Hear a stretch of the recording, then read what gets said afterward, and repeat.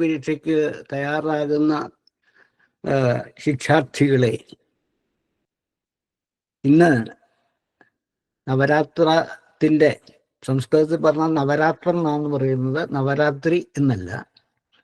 നവരാത്രം 9 രാത്രികളുടെ കൂട്ടമാണ് നവരാത്രം. ഈ നവരാത്രത്തിൻ്റെ പ്രധാനപ്പെട്ട ഒരു ദിവസമാണിന്ന്. ഒരുപക്ഷെ ഭാരതത്തിൽ ഇപ്പോൾ തന്നെ പൂജ വെച്ച് കഴിഞ്ഞ് കാണുന്നതാണ് വിചാരിക്കുക. ഞാനിപ്പോൾ സംസാരിക്കുന്നത് കാനഡയിലെ കിച്ചണർ എന്ന സ്ഥലത്താണ്. കാനഡയിൽ തന്നെ 4 സ്റ്റാൻഡേർഡ് ടൈമാണ് ഉള്ളത്. അതിൽ ഒരു സ്ഥലത്താണ് ഇപ്പോൾ ഉച്ചയ്ക്ക് 12 മണിക്കാണ് ഞാൻ സംസാരിക്കുന്നത്. അവിടെ രാത്രി 9:30. അപ്പോൾ പൂജ വെച്ച് കഴിഞ്ഞ് കാണണം എന്ന് ഞാൻ ധരിക്കുന്നു അവിടെ. കാരണം 2 ദിവസം, നാളെയും ഈ അഷ്ടമിയുണ്ട്. ഇന്ന് അഷ്ടമി തുടങ്ങി അവിടെ. ഇവിടെ അഷ്ടമി തുടങ്ങാൻ പോകുന്നതേ ഉള്ളൂ. ഇവിടെ ഒരു 4 മണിക്കൂർ 4.5 മണിക്കൂറും കഴിയുമ്പോൾ അഷ്ടമി തുടങ്ങും. അടുത്ത ദിവസം ഏതാണ്ട് പകൽ സമയം മുഴുവൻ അഷ്ടമിയുണ്ട്. അതുകൊണ്ടാണ് ഈ അഷ്ടമി 2 ദിവസമായിട്ട് വന്നത്. നാം ഭഗവതിയെ ധ്യാനിക്കുന്നു എന്ന് പറയുമ്പോൾ കേരളത്തിലൊക്കെ സരസ്വതി ദേവിയാണ് പ്രാധാന്യത്തോട് പൂജിക്കുന്നത്.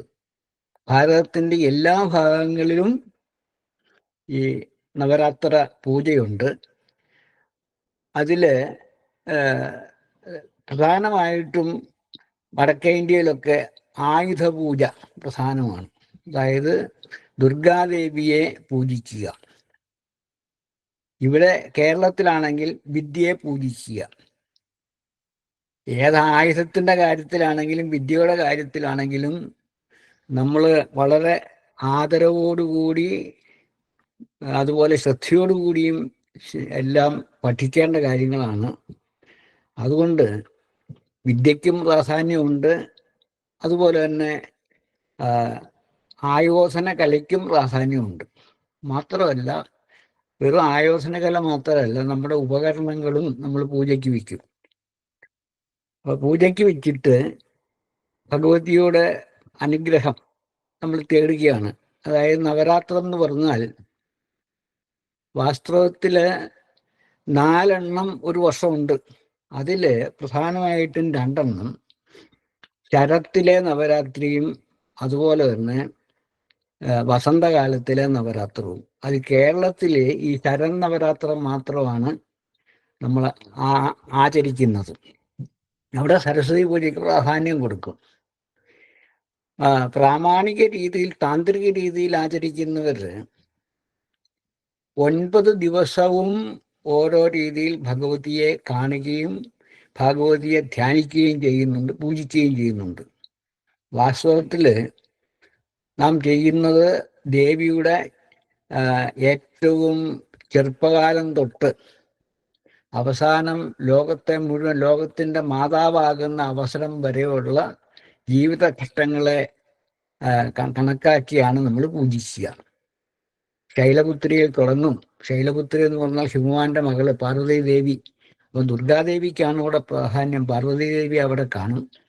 പാർവതി ദേവി ബാലികയായിരിക്കുന്ന കാലം തൊട്ട് തുടങ്ങി വിദ്യാഭ്യാസം നടത്തി, ബ്രഹ്മചാരിണി ആയിട്ട് വന്ന് വിദ്യാഭ്യാസം നടത്തി, പിന്നെ അങ്ങോട്ട് പ്രൗഢയായി തീർന്ന് ഭഗവാന്റെ പരമശിവന്റെ ഒരു അർദ്ധഭാഗമായി തീർന്ന് അതിനുശേഷം ഈ ലോകത്തെ മുഴുവൻ ഉൾക്കൊള്ളാൻ കഴിവുള്ള സ്ത്രീയായി മാറി സംരക്ഷിക്കുന്നു. പ്രപഞ്ചത്തിൻ്റെ മാതാപിതാക്കളാണ് പാർവതി ദേവിയും പരമശിവനും. പ്രപഞ്ച മാതാപിതരവും പ്രാഞ്ചവും എന്നാണ് നമ്മൾ പറയുന്നത്. ആരെ? ശിവനെയും. പഴയ കാലത്ത് തന്നെ പറയുന്നതാണ്. കാളിദാസൻ തന്നെ പറയുന്നുണ്ട്, വാഗർത്ഥാവ സംപൃക്തോ വാഗർത്ഥ പ്രതിപത്തയെ ജഗത പിതരവ് വന്ദേ പാർവതീ പരമേശ്വരവും എന്നാണ് പറയുന്നത്. അപ്പോൾ പ്രപഞ്ചത്തിൻ്റെ മാതാപിതാക്കളാണ് പരമേശ്വരനും പാർവതിയും. ആ പാർവതി ദേവിയെ പൂജിക്കുന്നതോടുകൂടി നമ്മൾ ഒരു കാര്യം കൂടെ മനസ്സിലാക്കുന്നുണ്ട്. ഒന്ന്, സ്ത്രീകളെ ബഹുമാനിക്കുക, അമ്മമാരെ ബഹുമാനിക്കുക എന്നുള്ള ഒരു സങ്കല്പം അത് പഴയ കാലത്ത് തന്നെ ഉണ്ട്. നമ്മൾ ഭാരതത്തിൻ്റെ പ്രധാനപ്പെട്ട തത്വങ്ങളിൽ ഒന്നാണ് സ്ത്രീകളെ ആരാധിക്കുക, അമ്മയെപ്പോലെ കണക്കാക്കുക, മറ്റു സ്ത്രീകളെയൊക്കെ അന്യ സ്ത്രീകൾ, അവനവൻ്റെ ഭാര്യ ഒഴിച്ച് ബാക്കിയുള്ള സ്ത്രീകളെ മാതാവിനെ പോലെ കണക്കാക്കണം എന്നാണ് പറയുന്നത്. മാതൃ പരധാരാണി എന്ന് നമ്മൾ പഠിക്കും. അത് കഴിഞ്ഞ സന്ദീപനി പരീക്ഷയുടെ പുസ്തകത്തിൽ നമ്മുടെ സംസ്കാരത്തെ പറ്റി പ്രതിപാദിക്കുന്നിടത്ത് വിശദമായിട്ട് നമ്മുടെ പ്രധാനപ്പെട്ട തത്വങ്ങളൊക്കെ പറഞ്ഞിട്ടുണ്ട്. അതിനകത്തൊന്നാണ് അന്യന്റെ പരദ്രവ്യത്തെ, അന്യന്റെ ധനത്തെ നമ്മൾ എടുക്കാൻ പാടില്ല. അതിനെ നമ്മൾ എന്ത് ചെയ്യണം? ഒരു മൺകട്ട പോലെ കണക്കാക്കുക. മൺകട്ട ആണെങ്കിൽ നമ്മൾ എടുക്കുകയില്ല, നമ്മൾ നമ്മുടേതായിട്ട് ഉപയോഗിക്കുകയില്ല എന്ന് പറഞ്ഞതുപോലെ നമ്മൾ അന്യന്റെ ദ്രവ്യം നമ്മൾ എടുക്കുകയില്ല. അതുപോലെ തന്നെ പരസ്ത്രീകളെ മാതാവിനെ പോലെ കണക്കാക്കും. അങ്ങനെയൊക്കെയാണ് നമ്മുടെ സംസ്കാരമുള്ളത്. ഇതൊക്കെ നമ്മൾ കഴിഞ്ഞ സന്ദീപനി പരീക്ഷയുടെ പാഠപുസ്തകത്തിൽ പഠിച്ചിട്ടുണ്ട്. അപ്പം ആ രീതിയിൽ ഉള്ള ഒരു സങ്കല്പം നമുക്കുണ്ട്. അത് വളർത്തിയെടുക്കുന്നതിനാണ് നമുക്ക് ഈ പല ആചാരങ്ങളും വെച്ചിരിക്കുന്നത്. നമ്മുടെ സംസ്കാരത്തിൻ്റെ തത്വങ്ങളെ പഠിപ്പിക്കാനും കൂടിയാണ്. ധർമ്മത്തിൻ്റെ മാർഗത്തിലൂടെ വേണം നമ്മൾ സഞ്ചരിക്കാൻ, എങ്കിലേ ലോകത്തിന് നിലനിൽപ്പുള്ളൂ. അത് പഠിപ്പിക്കാൻ വേണ്ടിയാണ് പല ആചാരങ്ങൾ. അതുപോലെ തന്നെ നമ്മുടെ വിദ്യയുടെ പ്രാധാന്യം പഠിപ്പിക്കണം. ഇതെല്ലാം കൂടെ ഉദ്ദേശിച്ചിട്ടുള്ളതാണ് ഈ നവരാത്ര സങ്കല്പവും പൂജയും ഒക്കെ. നമ്മൾ പുസ്തകങ്ങൾ പൂജ വയ്ക്കുക എന്ന് പറയുമ്പോൾ, അല്ലെങ്കിൽ ആയുധങ്ങൾ പൂജ വയ്ക്കുക, പണിയായുധങ്ങൾ പൂജ വയ്ക്കുക എന്ന് പറയുമ്പോൾ നമുക്ക് അതിനോടുള്ള ഒരു ആദരവ്, ആ വിദ്യയോടുള്ള ആദരവാണ് അവിടെ പ്രകടിപ്പിക്കുന്നത്. അപ്പോൾ അങ്ങനെയുള്ള ഒരു അവസരമാണിത്. പൂജ വയ്ക്കൂ. ഇപ്പോൾ അവിടെ പൂജ വെച്ച് കഴിഞ്ഞ് കാണും ഭാരതത്തിൽ. അതുപോലെ തന്നെ നമ്മൾ വിജയദശമിക്ക് പൂജ എടുക്കും. ഇത് മനുഷ്യൻ്റെ ജീവിതത്തിലുള്ള ഒരു വിജയത്തിന് വേണ്ടിയുള്ള ഒരു യത്നമായി തീരട്ടെ. അതിന് ഭഗവതി നമ്മളെ അനുഗ്രഹിക്കട്ടെ. നമ്മുടെ അമൃതഭാരതിയിൽ വിടുന്നവർക്ക് മാത്രമല്ല, എല്ലാവർക്കും, ലോകത്തുള്ള എല്ലാവർക്കും നന്മ വരണമെന്നാണ് നമ്മുടെ പാരമ്പര്യമായിട്ടുള്ള ധ്യാനം. സർവേ ഭവന്തു സുഖിനഃ, സർവേ സന്തു നിരാമയാഃ, സർവേ ഭദ്രാണി പശ്യന്തു, മാ കശ്ചിത് ദുഃഖഭാഗ് ഭവേത് എന്നല്ലേ നമ്മൾ എന്നും പറയുക. അതാണ് നമ്മുടെ സംസ്കാരം. നമ്മുടെ ഭാരതത്തിൻ്റെ ഇപ്പോഴത്തെ ഭരണാധികാരികളും അത് തന്നെയാണ് ആഗ്രഹിക്കുന്നത്. നമുക്ക് മാത്രം ഉയർച്ച പോരാ, പക്ഷെ നമ്മളെ ആരും ഭയപ്പെടുത്തണ്ട എന്നുമുണ്ട്. നമ്മൾ ഭയപ്പെടുകയില്ല. വേണ്ടി വന്നാൽ നമ്മൾ ആയുധം എടുക്കും, ആയുധവിദ്യയും നമ്മൾ കൈക്കലാക്കും. അതുപോലെ തന്നെ നമ്മൾ വിദ്യയും. അപ്പൊ ഇനി നമ്മുടെ ഭാവിയിലേക്ക് വേണ്ട എന്താണെന്ന് വെച്ചാൽ വിദ്യ കൊണ്ട് വളരണം. അതുപോലെ തന്നെ നല്ല ആരോഗ്യമുള്ള ശാരീരിക ക്ഷമതയുള്ള തലമുറ വരണം.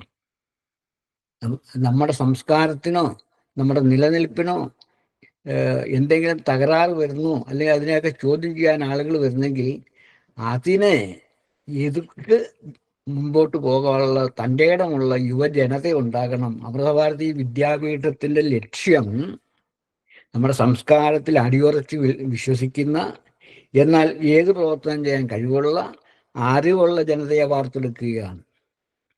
അതുകൊണ്ട് ആ രീതിയിൽ മുന്നേറണം. അതാണ് നമ്മുടെ ഇപ്പോഴത്തെ കാലത്തെ നമ്മുടെ പ്രധാനമന്ത്രിയും എല്ലാം ആ രീതിയിലാണ് പോകുന്നത്. ലോകത്തൊക്കെ ഇപ്പോൾ എല്ലായിടത്തും ദുഃഖങ്ങളും പേടികളുമാണ്, ഭയമാണ്.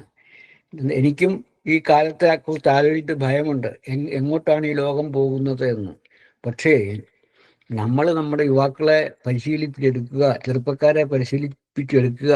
അതിൻ്റെ ഫലമായിട്ട് ശക്തമായ രാഷ്ട്രം ഉണ്ടാകണം.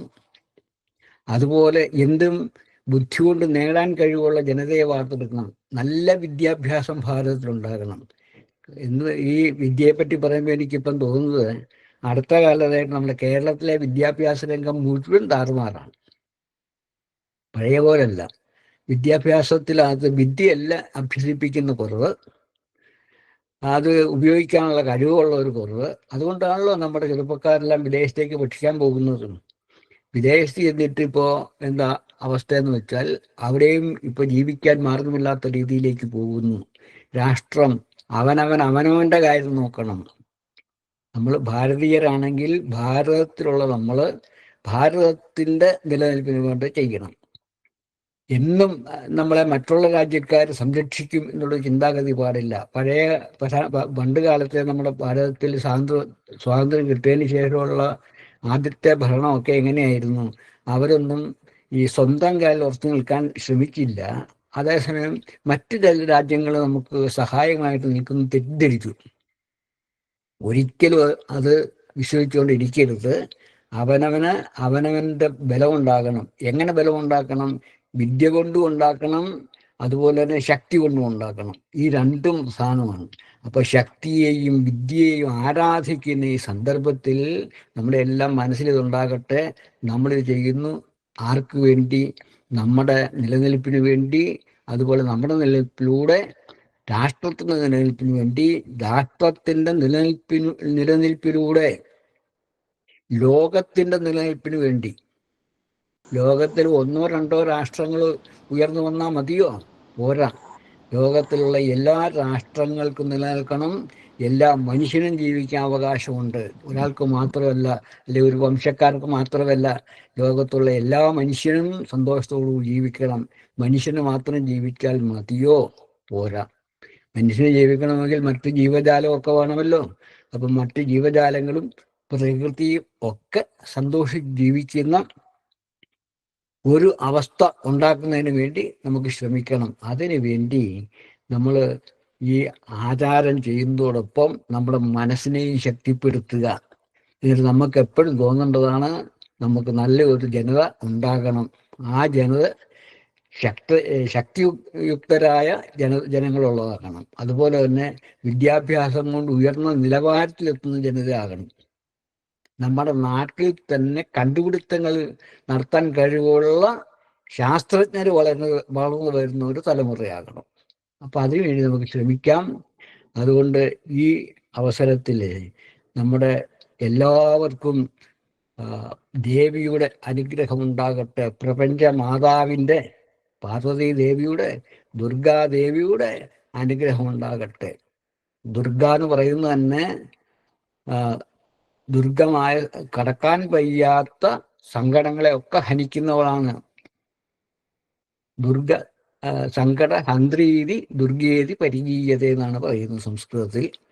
അപ്പോൾ നമ്മുടെ ദുഃഖങ്ങളെല്ലാം പരിഹരിക്കുന്നതിനും നമ്മളുടെ കഴിവുകളെ വർദ്ധിപ്പിക്കുന്നതിനും വേണ്ടി ദേവി നമുക്കെല്ലാം അനുഗ്രഹം നൽകട്ടെ.